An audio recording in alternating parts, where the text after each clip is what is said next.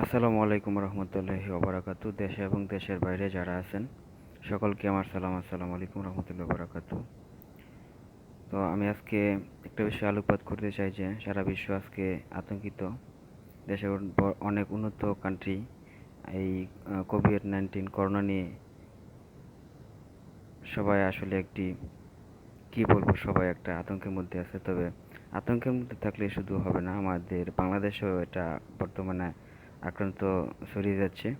যার কারণ হচ্ছে বিভিন্ন প্রবাসী ভাইরা যারা বাংলাদেশে আসছেন, তারা অবশ্য বাংলাদেশে এসে হোম কোয়ারেন্টাইনের নিয়মাবলী পালন করছেন না।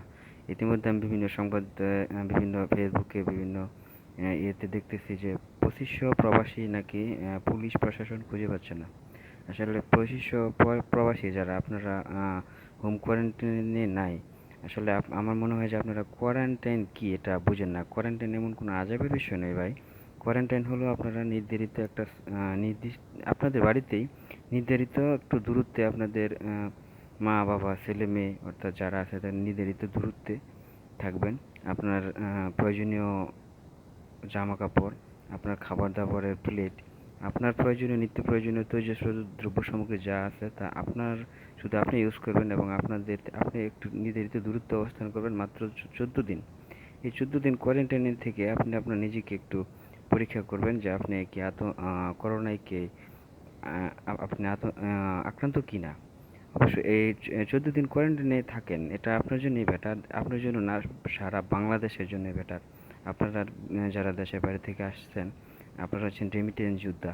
আপনারা যদি এটা না বুঝেন তাহলে আসলে বাংলাদেশে কোন পর্যায়ে যাবে, এটা ভাবতে গেলে আসলে নিজের কাছে অনেক খারাপ লাগে।